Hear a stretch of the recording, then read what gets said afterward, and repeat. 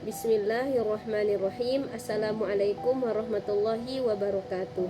Saya Aulia Putri dari Prodi PAI B23 dari Malam akan menceritakan sejarah kebangkitan nasional di Indonesia.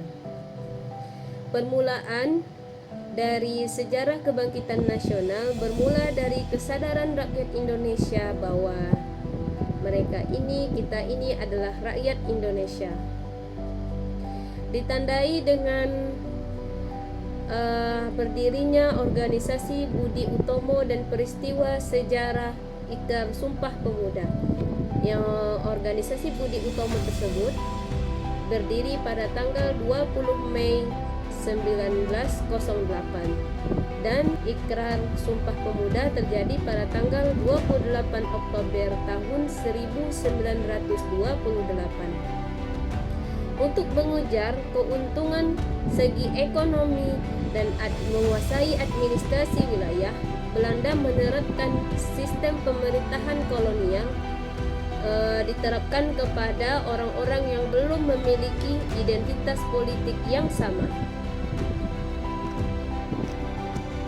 Pada awal abad ke-20 tersebut, Belanda menetapkan batas-batas teritorial Hindia Belanda yang merupakan menjadi cikal bakal Indonesia modern. Pada paruh waktu pertama abad ke-20 tersebut muncul sejumlah organisasi dengan kepimpinan yang baru. Melalui kebijakan politik etis, Belanda membantu menciptakan orang-orang Indonesia yang terpelajar. Perubahan yang mendalam yang terjadi pada orang-orang Indonesia ini sering disebut itu kebangkitan nasional Indonesia. Peristiwa ini dibarengi dengan terjadinya peningkatan aktivitas politik pada masa tersebut dan mencapai puncaknya pada saat proklamasi 17 Agustus 1945, proklamasi kemerdekaan Indonesia, dan juga memprakarsai peristiwa lainnya, yaitu kelahiran organisasi lain-lain. Apa sih penyebab dari faktor pendorong terjadinya kebangkitan nasional Indonesia ini? Faktornya itu sebut ada dua. Yang pertama yaitu faktor eksternal dan internal. Pertama kita bahas internal dulu deh.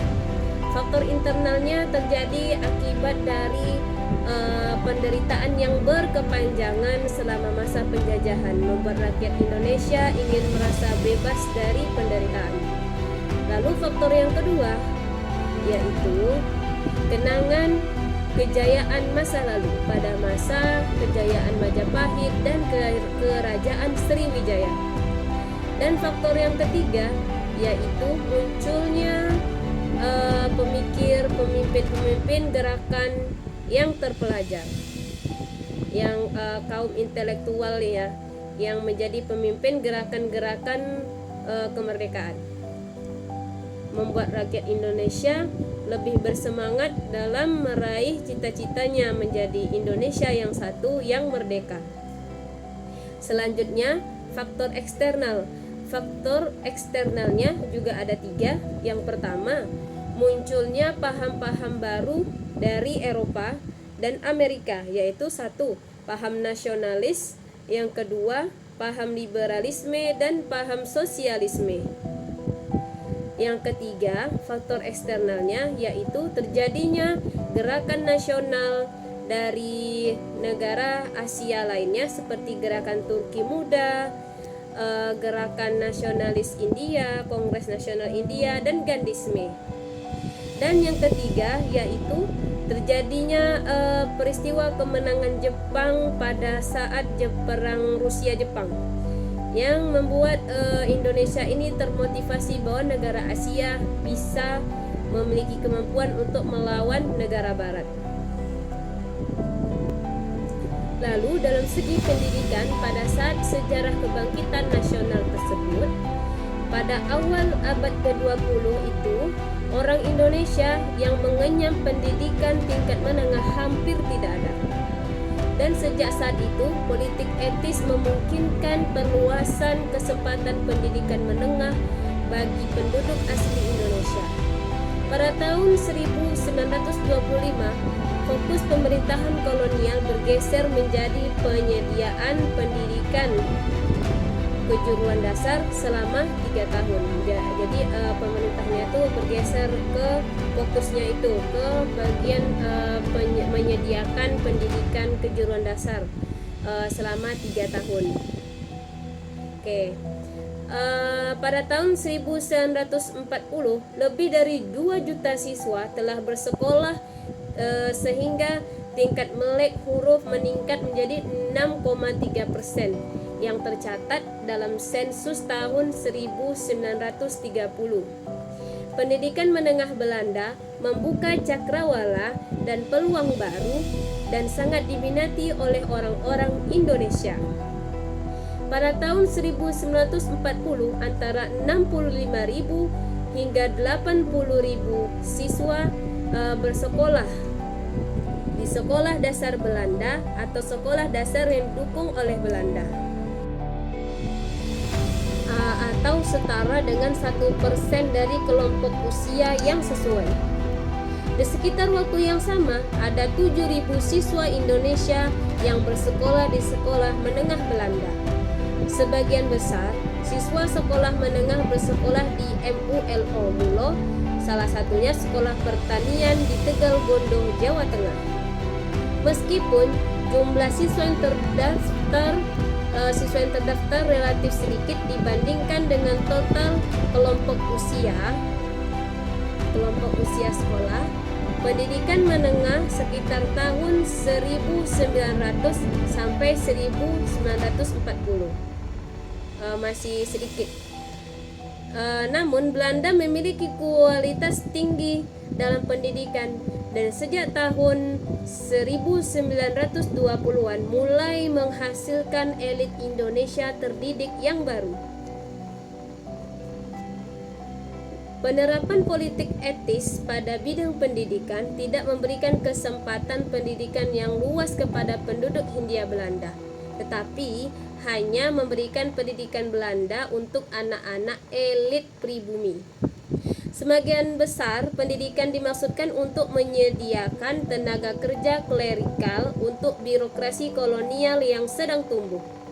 Meskipun demikian, pendidikan Barat membawa serta ide-ide politik tentang kebebasan dan demokrasi.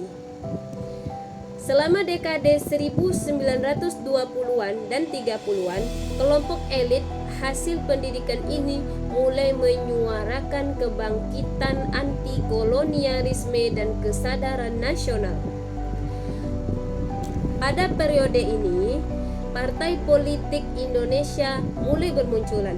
Berdirinya Budi Utomo pada 20 Mei 1908 oleh Dr. Sutomo dinilai sebagai awal gerakan untuk mencapai kemerdekaan Indonesia.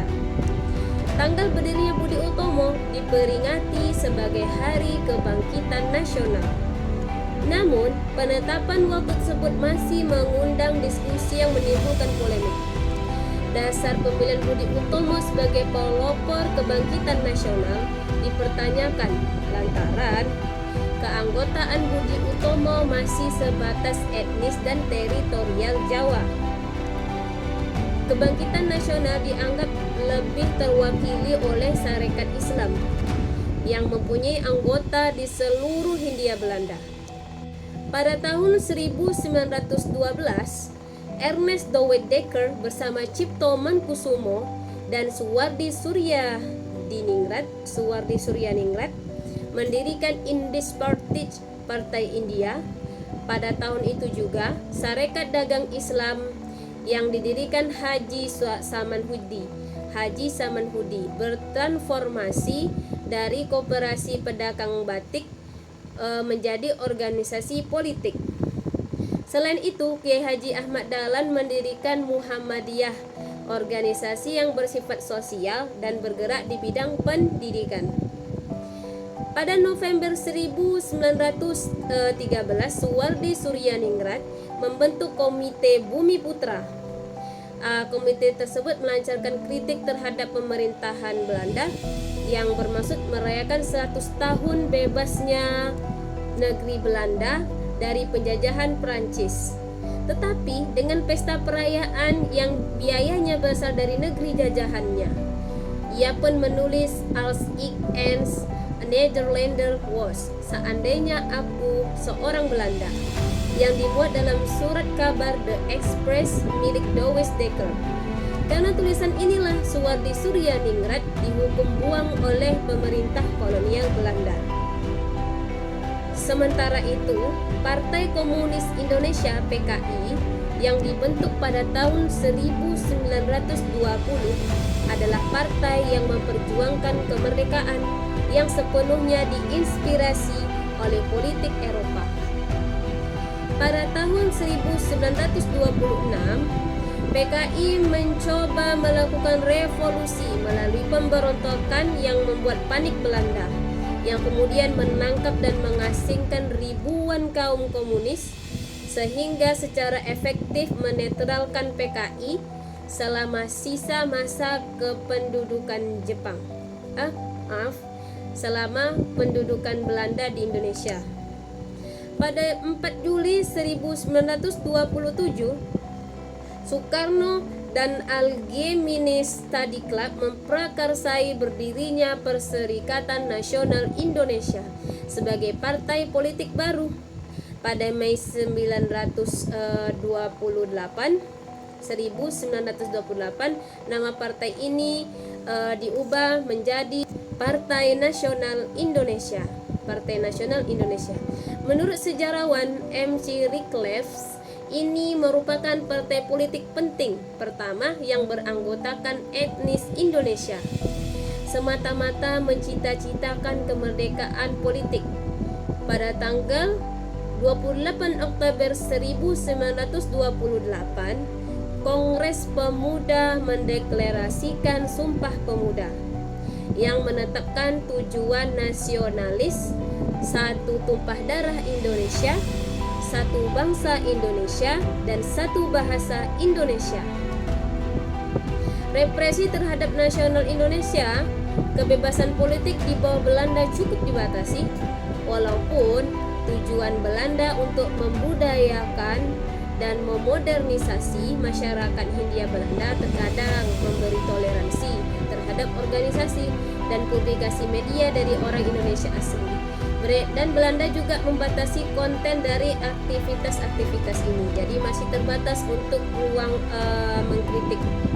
Nah, seperti terhadap banyak pemimpin sebelumnya, pemerintah Belanda menangkap Soekarno pada tahun 1929 serta melarang PNI.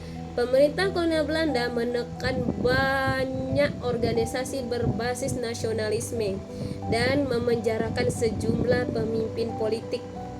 Meskipun Belanda tidak dapat sepenuhnya membungkam suara-suara lokal yang menuntut perubahan, mereka berhasil mencegah agitasi secara luas. Walaupun sentimen nasionalisme tetap tinggi pada tahun 1930-an tersebut. Gerakan-gerakan nyata untuk memperjuangkan kemerdekaan tetap tertahan. Pada akhirnya, Perang Dunia II membuat berbagai perubahan dramatis pada kekuatan politik dunia dan yang juga mempengaruhi Hindia Belanda khususnya. Nah, selanjutnya berakhirnya pemerintahan kolonial. Seiring dengan Perang Dunia II, nasib politik Hindia Belanda menjadi tidak jelas. Nah, sebagai penguasa, Belanda mendapati negara mereka diduduki oleh Jerman Nazi pada Mei 1940. Dengan didudukinya negara mereka oleh pihak asing, Belanda berada dalam posisi yang lemah untuk mempertahankan kekuasaan mereka di Hindia Belanda di Indonesia ini. Namun pemerintah kolonial bertekad untuk melanjutkan kekuasaannya atas Nusantara ini. Nah, pada awal 1942, Kekaisaran Jepang menginvasi Hindia Belanda. Belanda hanya memiliki sedikit kemampuan untuk mempertahankan koloninya dari tentara Kekaisaran Jepang. Dan pasukan Belanda dikalahkan dalam waktu 1 bulan saja, waktu sebulan, yang mengakhiri kekuasaan kolonial Belanda di Nusantara. Masa pendudukan Jepang di Nusantara selama 3 tahun berikutnya membawa begitu banyak perubahan sehingga revolusi nasional Indonesia dimungkinkan. Nah, selanjutnya, setelah Jepang menyerah kepada blok sekutu pada 1945, terjadi pengoboman di Hiroshima oleh sekutunya. Oleh itu, akhirnya Jepang tidak berfokus lagi untuk menjajah Indonesia karena sibuk mengurus negara mereka yang diserang. Belanda berusaha kembali untuk melanjutkan kendali kolonial mereka atas Hindia Belanda. Untuk tujuan ini, Belanda memperoleh dukungan militer dari Inggris sehingga terjadi pertumpahan berdarah di Jawa untuk memulihkan kekuasaan Belanda. Meskipun mengalami kerugian yang besar, kaum nasionalis Indonesia tidak bisa dihalangi. Pada tahun 1945, gagasan tentang Indonesia tampaknya tidak dapat ditolak. Nah, itu dia, memprakarsai terjadinya proklamasi 17 Agustus 1945. Peringatan, sejak 1959, tanggal 20 Mei ditetapkan sebagai Hari Kebangkitan Nasional, disingkat Harkitnas, yaitu hari nasional yang bukan hari libur yang ditetapkan oleh pemerintah Indonesia melalui keputusan Presiden nomor 316 tahun 1959 tanggal 16 Desember 1959 untuk memperingati peristiwa kebangkitan nasional Indonesia. Nah, jadi ditetapkan keputusan presiden itu pada 16 Desember ditetapkan oleh presiden bahwa tanggal 20 Mei itu hari kebangkitan nasional. Nah, sama seperti lahirnya Budi Utomo tadi. Ya, itu dia ya. Sekian mungkin tentang sejarah kebangkitan Hari Nasional untuk memenuhi tugas mata kuliah pendidikan kewarganegaraan. Salah dan kurang mohon dimaafkan. Wabillahi taufik wal hidayah. Wassalamualaikum warahmatullahi wabarakatuh.